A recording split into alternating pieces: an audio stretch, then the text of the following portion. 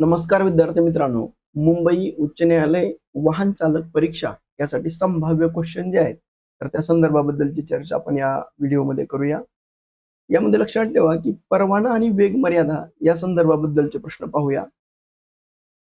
शिकाऊ लायसन धारकाने वाहन चालवताना कोणती पाटी प्रदर्शित करणं आवश्यक आहे? तर ते म्हणजे एल पाटी अर्थात लर्निंग पाटी. म्हणजे शिकाऊ लायसन धारकाने लर्निंग लायसन होल्डर इतर चालकांना अवगत करण्यासाठी वाहनावर एल पाटी निर्देशित करणं गरजेचं आहे. म्हणजे या पद्धतीच्या निर्देशित करणं गरजेचं आहे. शाळेजवळ वाहनाची कमाल वेग मर्यादा किती असते? तर लक्षात ठेवा, ताशी 25 किमी असते. म्हणजे शाळेजवळून प्रवास करताना विद्यार्थ्यांच्या सुरक्षिततेसाठी वाहनाची कमाल वेग मर्यादा ही 25 किलोमीटर इतकी असावी. दंड आणि कायदेशीर तरतुदीच्या संदर्भाबद्दल लक्षात ठेवा.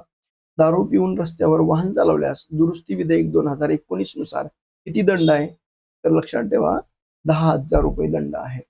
म्हणजे 2019च्या नवीन दुरुस्ती कायद्यानुसार दारू पिऊन वाहन चालवल्यास 10,000 रुपये दंडाची ही तरतूद करण्यात आलेली आहे. म्हणजे ड्रायव्हिंग विदाऊट लायसन 5,000 रुपये, ड्रिंक ड्रायव्हिंग 10,000 रुपये, ड्रग्ज ड्रायव्हिंग 1,000 प्लस 5,000 रुपये, minor driving vehicle 25,000, 3 years 1 person, no seat 1,000 रुपये आणि ल्युपिनिंग रेड लाईट 1,000 ते 5,000 पर्यंत. ॲम्ब्युलन्स सारख्या वाहनांना रस्ता अडवणं कोणत्या शिक्षेस पात्र ठरेल? तर ते 10,000 रुपये दंड. आपत्कालीन वाहनांना उदाहरणार्थ रुग्णवाहिकांना रस्ता न देणं हा गंभीर गुन्हा असून त्यासाठी 10,000 रुपये दंडाची तरतूद ही केलेली आहे. रस्ते आणि खुणाच्या नियमाच्या संदर्भामध्ये पाहू. रस्त्याच्या मधोमध आलेल्या पिवळ्या रेषेचा अर्थ काय असतो? तर दोन्ही बाजूनं वाहतूक सुरू आहे. रस्त्याच्या मधोमध असलेल्या पिवळ्या रेषेचा अर्थ रस्त्याच्या दोन्ही बाजूनं वाहतूक सुरू आहे असा होतो. तुमच्या विरुद्ध बाजूनं येणाऱ्या वाहनाला तुम्ही कोणत्या बाजूनं जाऊ द्यावं? तर तुमच्या उजव्या बाजूनं जाऊ द्यावं. वाहतूक शिस्तीनुसार विरुद्ध बाजूने येणाऱ्या वाहनाला नेहमी तुमच्या उजव्या बाजूनं जाऊ दिलं पाहिजे. नोंदणी आणि कायद्यानुसार जर बघितलं गेलं तर दुचाकी आणि चारचाकी खाजगी वाहनाच्या नोंदणीची विधिग्राह्यता किती असते? तर ती 15 वर्ष असते. खाजगी दुचाकी आणि चारचाकी वाहनाच्या नोंदणीची विधिग्राह्यता ही 15 वर्षाची असते. महाराष्ट्र मोटार वाहन नियम कधी करण्यात आला? तर तो 1989 मध्ये करण्यात आला. मोटार वाहन अधिनियम 1988च्या अंमलबजावणीसाठी महाराष्ट्र शासनाने 1989 मध्ये स्वतःचं मोटार वाहन नियम हे तयार केले. रस्त्यावरील धोक्याच्या संदर्भामध्ये वाहन चालकाला निसरडा रस्ता हे चिन्ह दिल्यास काय करावं? तर वेग गिअर बदलून हा कमी करावा. म्हणजे निसरड्या रस्त्यावर नियंत्रण मिळवण्यासाठी चालकाने वाहनाचा गिअर बदलून कमी करणं हे सुरक्षित असतं. मनुष्यविरहित रेल्वे क्रॉसिंग ओलांडण्यापूर्वी काय करावं? तर डाव्या बाजूस थांबून ही खात्री करावी.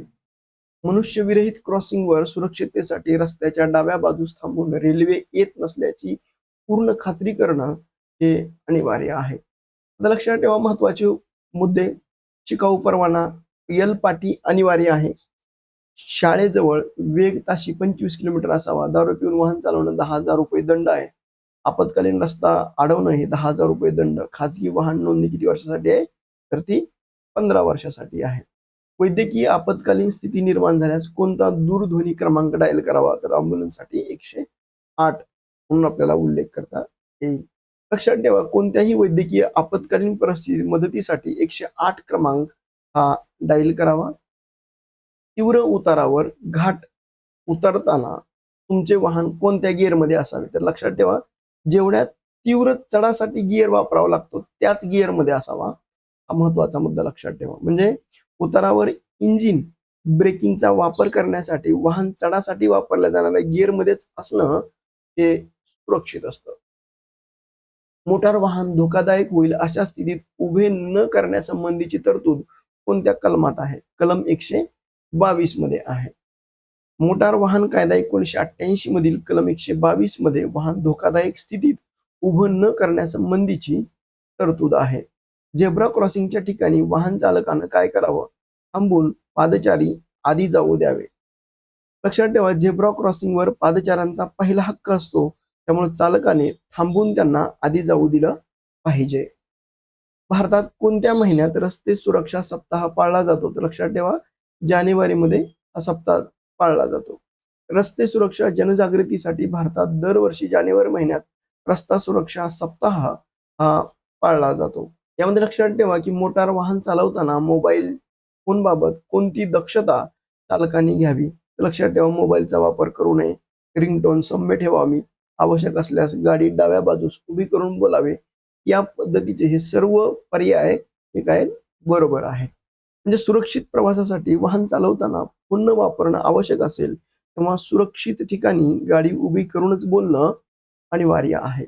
मोटार वाहन कायदा 1988च्या कोणत्या कलमानुसार मद्यप्राशन करून वाहन चालवणं हा गुन्हा आहे? तर तो कलम 185 नुसार गुन्हा आहे. मद्यप्राशन करून वाहन चालवण्यावर कलम 185 अन्वये कायदेशीर कारवाई केली जाते. सरळ रेषेतील बाण दर्शवणारे अनिवार्य वाहतूक चिन्ह काय दर्शवते? तर फक्त सरळ जाणं अनिवार्य आहे. या पद्धतीचं हे चिन्ह सूचित करतं की चालकांनी वळण न घेता फक्त सरळ जाणं हे बंधनकारक आहे. वाहतूक चिन्हामध्ये 2M असं लिहिलं असल्यास त्याचा अर्थ काय? तर त्याची रुंदीची मर्यादा आहे हे त्याच्यातून ध्वनित होतं.